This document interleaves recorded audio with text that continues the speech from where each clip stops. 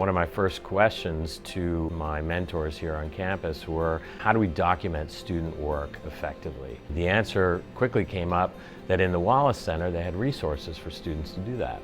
So I came and introduced myself to Elizabeth and found we had an outstanding resource here in her office. Just having the in-house capabilities are critical. Her team is student-based. So many of my students know her students or form relationships with the team here that goes beyond the specific interaction around their photo projects. And to me, that student-centeredness is really a wonderful opportunity for cross-disciplinary work and for understanding the professional landscape that the students are going to be involved in beyond school. Without proper communication, it's impossible to tell your story. And photography is a vital part of that communication in the case of three-dimensional objects and systems that our students make. Industrial designers, when they go out into the workforce, are showing their portfolios in order to get job positions. That is the key aspect, or the key communication tool that we have to seal the deal with potential employers. We're dragging around a two-dimensional document. That document consists of research data and imagery of the three-dimensional projects that we make. So that imagery has to be world-class. If the Wallace Center ceased to provide a service like this, we would be in dire straits in my program, and I'm sure in other programs. We'd have to basically recreate it on our own, which would not be easy. For me, Wallace Center is a plethora of important resources for students and faculty. I bring my students, and many of my colleagues bring their students over to the Wallace Center to do research demos with the librarians. Becky Simmons in the archives is a fantastic resource for us. Each meta project in the past 4 years, Becky has selected one student work from to put into the permanent archives at RIT, and we've created a kind of time capsule with her there so that the student project goes into the archives, but not just the final object. All the sketches, all the research, all the product development, and any back-end information. And what that allows her to do is to tell that story kind of in perpetuity. So documenting, communicating, and presenting the work in its best possible light is, in effect, student success. And that's why we come to the Wallace Center. 1 year ago, almost exactly, I came down to Corning, having just moved to upstate New York, thinking, boy, this would be an amazing place to do some work, both academically and professionally. I had nothing in my mind. I just wanted to give them a challenge. This was the first piece we did, which is it's a glass that accommodates a toothbrush. So one of the problems with the toothbrush, right, is that when you're done using it, it's still wet. You need to air dry it. And in this situation, the problem is that you need a glass nearby, as well as the air drying of the toothbrush. And so while that may not seem like a slam dunk as a consumer product, for me to get it into real usable material quickly allows me to test it. I'll live with this and see how it goes. And if I were to make it in the industrial design shop, it might be plastic or wood or something that I couldn't really use. So glass is ideal, not your mother's oven mitt.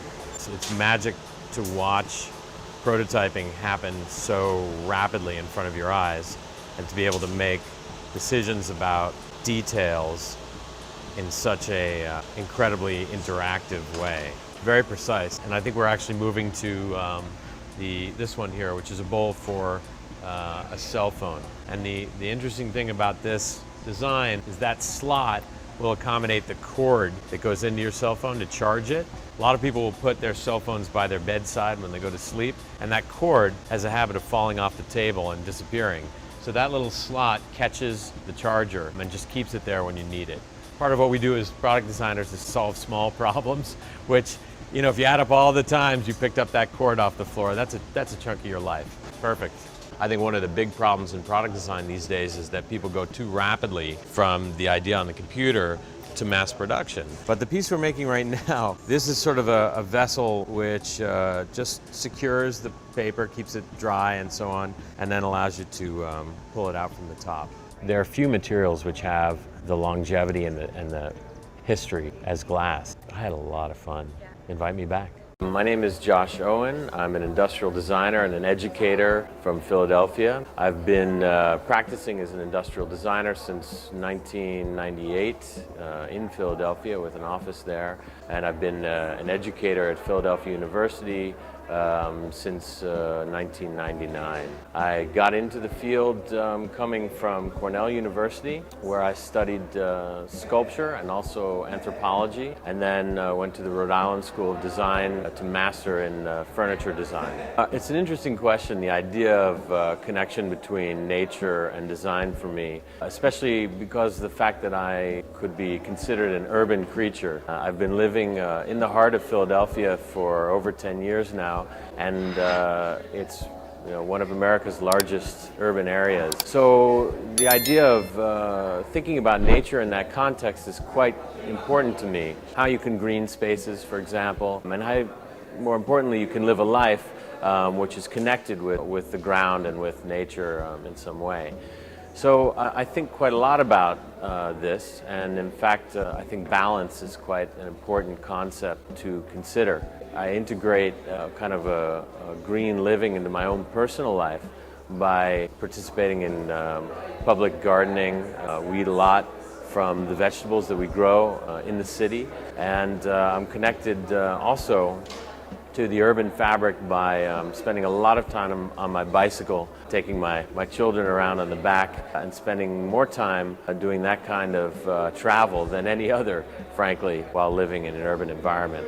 I also live in a kind of a reclaimed factory space. I live in an old cigar factory and occupy 2 floors, one with the house that I live in with my wife and 2 children, and below it in a studio space is my office. So in fact, I think quite a lot about how I can connect with nature by connecting with the city. And I think that these days it's quite useful to connect with that environment in which you live.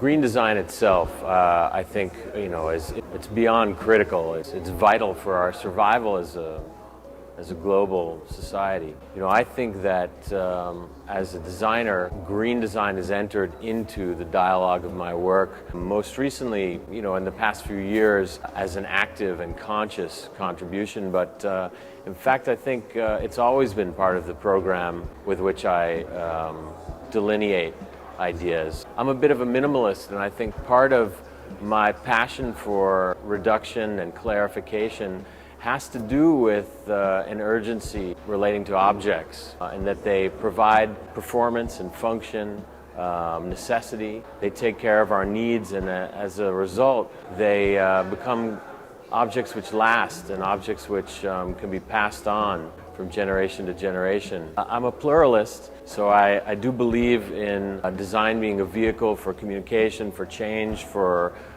expression. I don't believe that things all have to be austere and minimal, but I do feel that the work that I deliver should have the kind of clarity which necessitates utility.